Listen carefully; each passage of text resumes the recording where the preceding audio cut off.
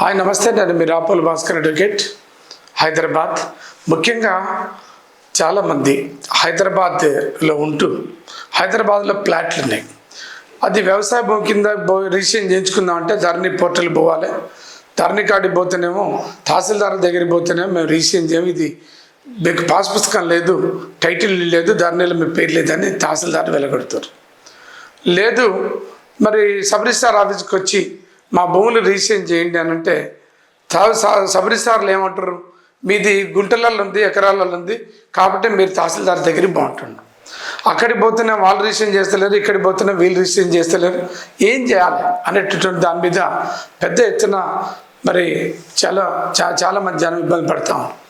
దీని మీద కొంతమంది మేము ఒక న్యాయవాదిగా నేను రిప్రజెంట్ చేసిన చాలామంది పబ్లిక్ రిప్రజెంటేటివ్స్ ప్రభుత్వానికి రిప్రజెంటేషన్ చేయటం అనేది జరిగింది.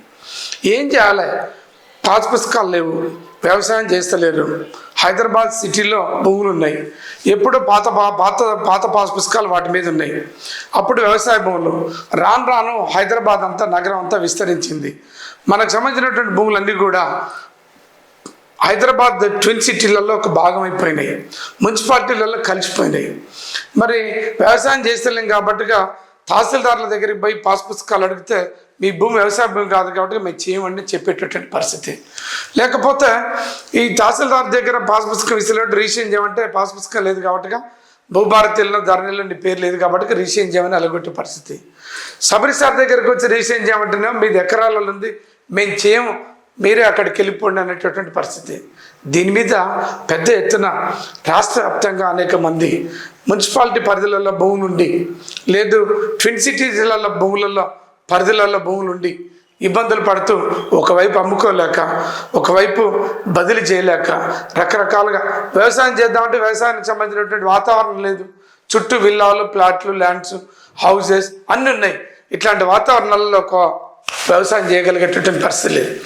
దీని మీద పెద్ద ఎత్తున ప్రభుత్వానికి రిప్రజెంటేషన్స్ పని పోతే ప్రభుత్వం ఏంటంటే 24/8/2021 నాడు ఒక జీవో చేసింది. ముఖ్యంగా హైదరాబాద్లో ఉండేటటువంటి మల్కాజ్గిరి, బాలానగర్, కుకట్పల్లి 3 మండలాలు, మేడ్చల్ మల్కాజ్గిరి జిల్లాలో ఉండేటటువంటి అవి, తర్వాత సరూర్ నగర్ రంగారెడ్డి పరిధిలో ఉండేటటువంటి సరూర్ నగర్, ఈ మండలాలలో, ఈ 4 మండలాలలో మీకు భూములు ఉన్నాయా, లేదు మీరు వాటిని రిజిస్ట్రేషన్ చేయించుకోలేకపోతారా, అయితే డైరెక్ట్గా ఒక జియో ఎంఎస్ నెంబర్, ఇది ఒక మెమో ఇవ్వటం అనేది జరిగింది.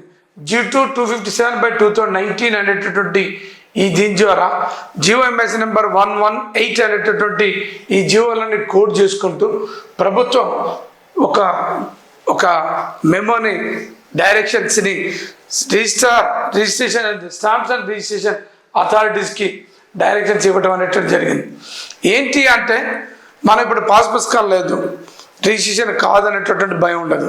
చక్కగా మీరు స్ట్రైట్ అవే సబ్ రిజిస్ట్రార్ దగ్గరికి పోయి, అయ్యా నాకు ఈ పలానా సర్వే నెంబర్లో 5 ఎకరాల భూమి ఉంది, 4 ఎకరాల భూమి ఉంది, ఇది 4 కన్వర్షన్ చేసేటటువంటి పరిస్థితి లేదు, ఎందుకంటే నా భూమి ధరణిలో లేదు కాబట్టిగా, మరి నేను వేరే నా బిడ్డ పెళ్లి కోసమో లేకపోతే అవసరాల కోసమో హాస్పిటల్ ఖర్చుల కోసమో దీన్ని నమ్ముకుంటా రిజిస్ట్రేషన్ చేయమంటే తహసీల్దార్ చేయడు. కానీ మీరేం చేయాలంటే ఈ 4 మండలాలు మేడ్చల్ జిల్లాలో ఉండేటటువంటి మల్కాజ్గిరి, బాలానగర్, కుకట్పల్లి, తర్వాత హైదరాబాద్ రంగారెడ్డి జిల్లాలో ఉండేటటువంటి సరూర్ నగర్ మండలాలలో మీ కాక భూములు ఉంటే రిజిస్ట్రేషన్ అనేటటువంటిది భయం లేదు. ఇప్పుడు స్ట్రైట్ అవే మీరు ఒక సబ్ రిజిస్ట్రార్ దగ్గరికి పోయి మీరు దరఖాస్తు పెట్టి మీరు 4 కన్వర్షన్ చేయమంటే ఆటోమేటిక్గా 4 కన్వర్షన్ చేస్తున్నారు. 4 కన్వర్షన్ చేసేసి యాక్ట్ ప్రకారంగా 4 కన్వర్షన్ చేసి ఆయన ఇమ్మీడియట్గా రిజిస్ట్రేషన్ చేసేటటువంటి ఈ అవకాశం ఈ 4 మండలాలు ఉన్నాయి. మీరందరూ కూడా ఈ ప్రభుత్వం ఇచ్చినటువంటి ఈ అవకాశాన్ని మీరు వాడుకోవాలని, ఉపయోగించుకోవాలని కోరుతున్నాం. ఇప్పుడు మీరు తహసీల్దార్ దగ్గరికి పోయి 4 కన్వర్షన్ చేయించాల్సిన పని లేదు, సపరేట్గా తహసీల్దార్ ఆఫీసులు తిరగాల్సిన పని లేదు, కొత్త పాస్ పుస్తకం అడగాల్సిన పని లేదు, ధరణిలో మీ పేరుందా లేదా అవసరం లేదు. స్ట్రైట్ అవే మీరు సబ్ రిజిస్ట్రార్ దగ్గరికి పోయి మీరు కాక అడిగితే మీకుండేటటువంటి పానీలు, ఓల్డ్ పాస్ పుస్తకాలు కానీ పానీలు కానీ వాటినన్నిటిని కూడా తీసుకొని మార్కెట్ వాల్యూ ప్రకారంగా వాళ్ళు మన దగ్గర డబ్బులు వసూలు చేసి ఖచ్చితంగా సబ్ రిజిస్ట్రార్స్ మన దగ్గర మన భూముల్ని రెగ్యులరైజ్ చేస్తారు, నాలా కన్వర్షన్ చేస్తారు, ఎవరికైనా అమ్ముకుంటే రిజిస్ట్రేషన్ చేసేటటువంటి పరిస్థితి. అందుకని మీరు ఈ అవకాశాన్ని మీరు వాడుకోవాలి. చాలామంది జనానికి తెలియక ఈ జీవో ఇచ్చినట్టుగా ప్రభుత్వం నోటీసులో ఉంది, జీవో ఇచ్చిండ్రు కంటి తిరుగుగా వదిలేసిండ్రు. ప్రభుత్వం ప్రజలకు అవగాహన కల్పించేటటువంటి పరిస్థితి చేయటం లేదు. అందుకనే ఒక న్యాయవాదిగా మీ అందరి నోటీసులు ఉండాలని చెప్పేసి మీ అందరి దృష్టికి తీసుకొస్తున్నా. ఈ జీవోను ఉపయోగించుకోండి, న్యాయం పొందండి.